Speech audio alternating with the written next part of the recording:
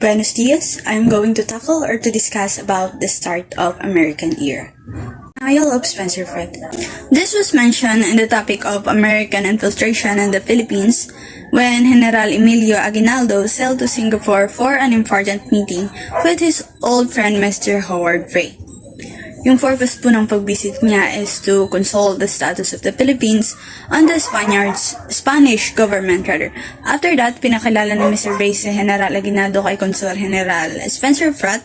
Then si General Emilio Aguinaldo, he tell the status of the Philippines under the Spaniards. Then after listening to the status of the Philippines and sa proposal Aguinaldo na makipagkaisa sila sa pakikibaka against the Spanish, Mr. Pratt agreed and he sent a communication to Commodore George Dewey on telegraph, and during that time nang nag-send ng communication si Mr. Pratt ay ready na sila Commodore George Dewey sa pag-attack sa Spanish Armada or fleet sa Manila Bay. Then dito rin sinabi ni Commodore George Dewey yung assurance na i-recognize yung Philippine independence through telegraph. The transcript of message of Spencer Pratt to Commodore George Dewey. Dito sinend ni Mr. Pratt kay George Dewey na kasama niya si Aguinaldo at pupunta daw sila sa Hong Kong with him for general cooperation kay General Aguinaldo sa Manila kung nanaisin nila. General Aguinaldo asked for formality about the assurance made by the Consul General, but Spencer Pratt replied that there was no need for a formal written agreement because their words as a consul and admiral were enough and equivalent to the words of the United States government. With hope and trust, General Aguinaldo then agreed. General Aguinaldo asked for a formality about the assurance about sa Philippine independence. But ang sabi lang ni Mr. Pratt ay hindi na daw kailangan ng formal na kasulatan about sa kasunduan dahil yung salita nila ay sapat na at katumpas on the United States government. At dahil umasa at nagtiwala si General Aguinaldo, sumang-ayon siya. Then, after the Battle of Manila Bay at nakapasok na yung Americans sa Pilipinas, the Congress asked to Admiral Dewey and to General Spencer Pratt about sa agreement kay General Aguinaldo dahil hindi sila binigyan ng authority ng American government na makipag-negotiate ng kahit or mag-promise ng kahit ano sa Pilipinas. Kaya ang ginawa nila, dininay nila yung kahit anong political dealings with General Aguinaldo at sinabi nila na hindi sila nag-promise regarding sa Philippine independence. Proclamation of Philippine Independence in Kawit, Cavite.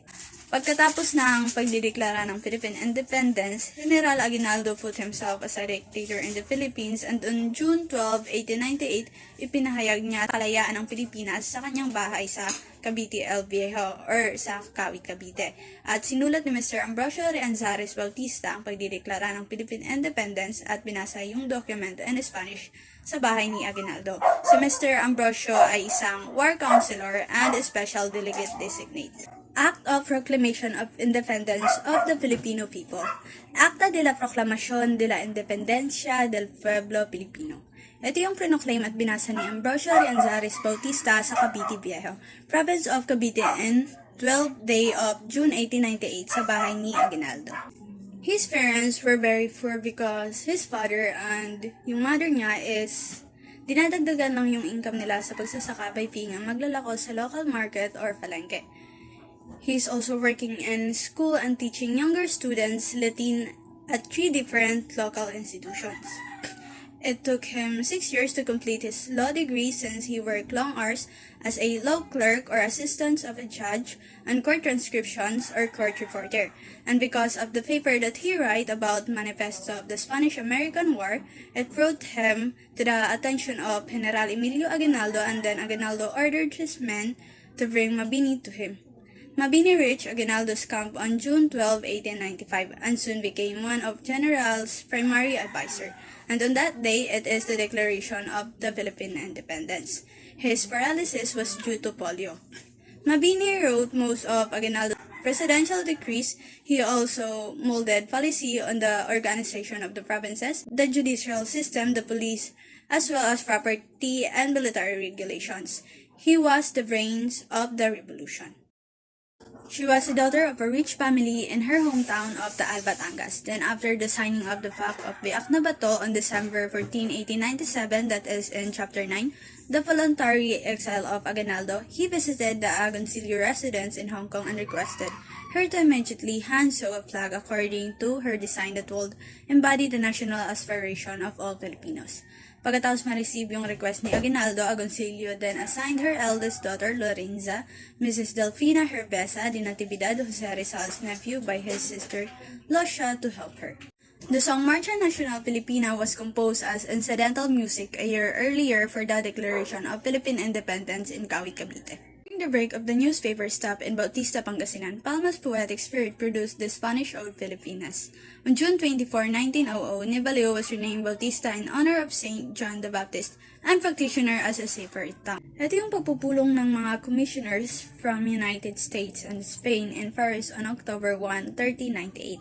Upang makagawa ng isang kasunduan na magtatapos sa giyera. Yung commissioners ng Amerika nakipagkaayos in a whole atmosphere kasi ang buong Europe maliban sa England ay nagkakasundo sa panig ng Espanya. The major problem is about the situation of the Philippines. Ang tagumpay ni Admiral Dewey during the Battle of Manila Bay came as a surprise and it marked the entrance of the United States into the Pacific. Then yung mga commissioners ng Spain have a quarrel na yung Manila daw or Philippines ay sumuko pagkatapos ng kasunduan or fact sa pagtigil ng isang giyera o laban.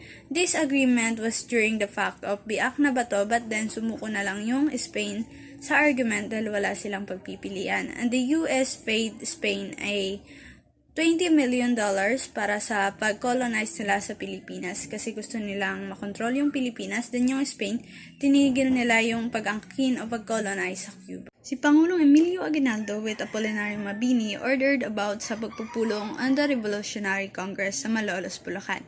This formation is also para pigilan ang pananakop ng mga Amerikano sa pamamagitan ng pagtatatag ng isang formal na pamahalaan.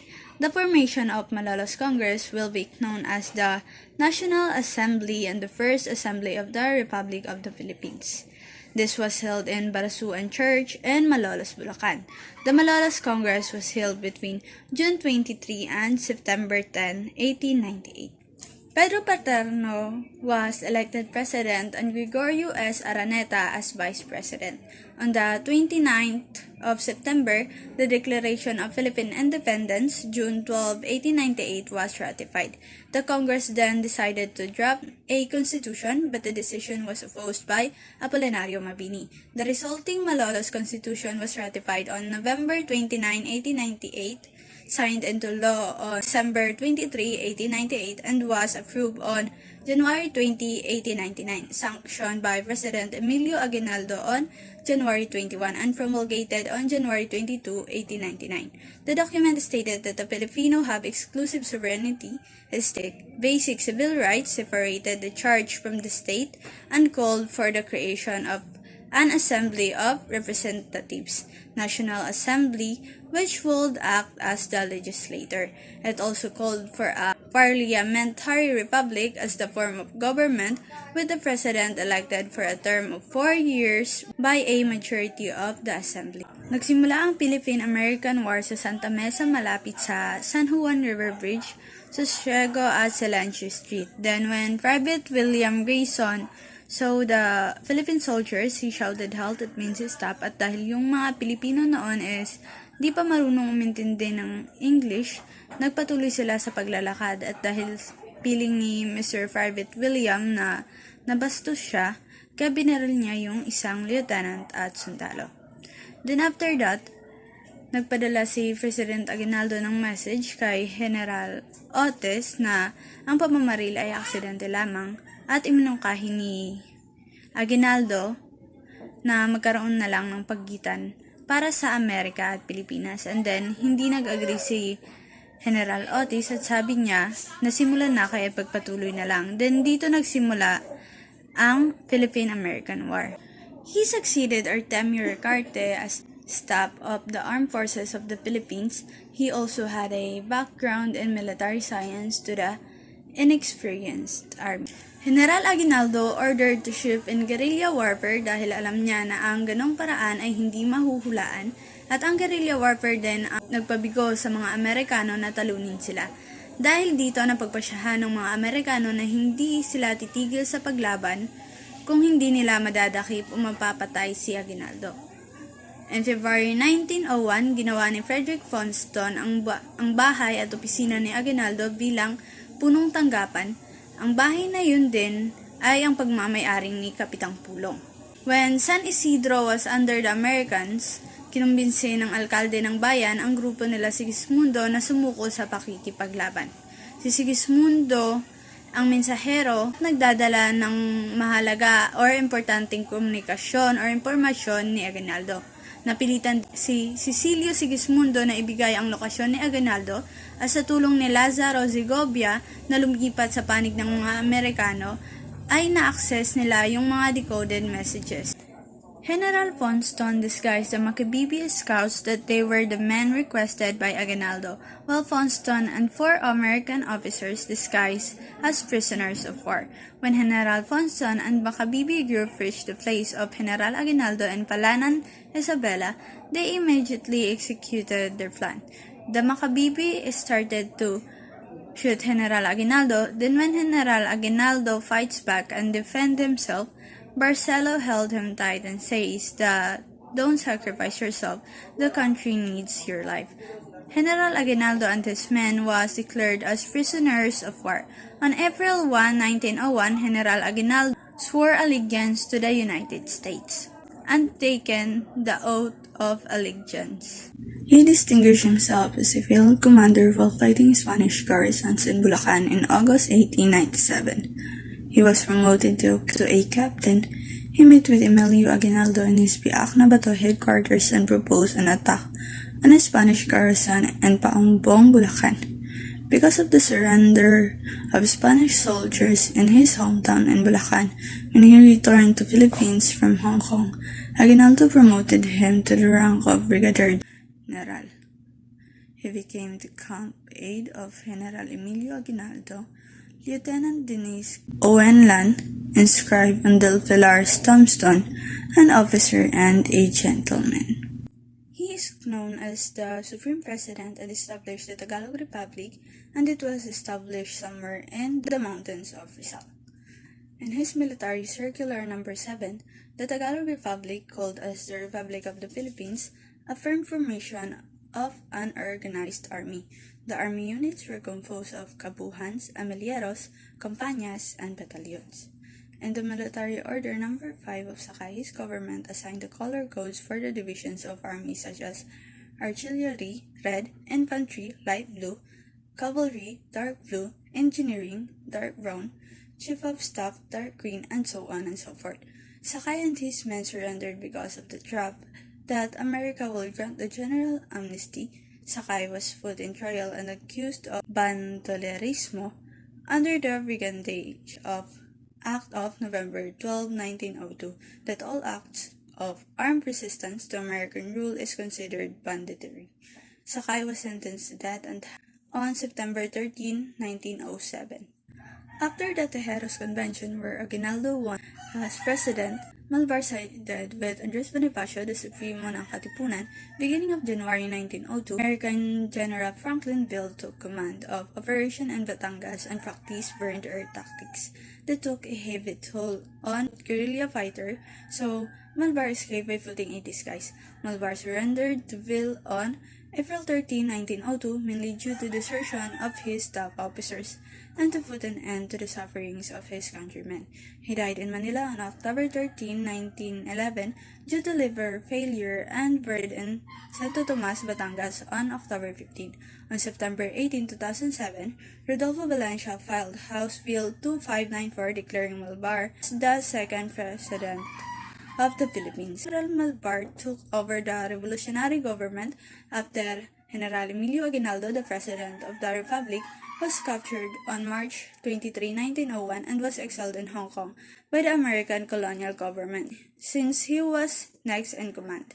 In October 2011, Vice President Jijomar Binay sought the help of historians in proclaiming Revolutionary General Miguel Alvar as the rightful second president of the Philippines. President William McKinley established 2 commissions, the Sugarman and Taft Commissions. As Preparation for the Philippine Commonwealth, an American-sponsored government. On January 20, 1899, President McKinley appointed Dr.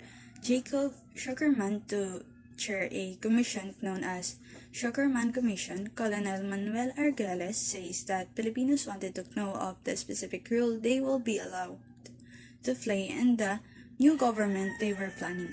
McKinley authorized an offer of a government consisting of a Governor-General appointed by President, Cabinet appointed by Governor-General, General Advisory Council elected by people. McKinley promised Filipinos the largest measure of local self-government consist with peace and good order.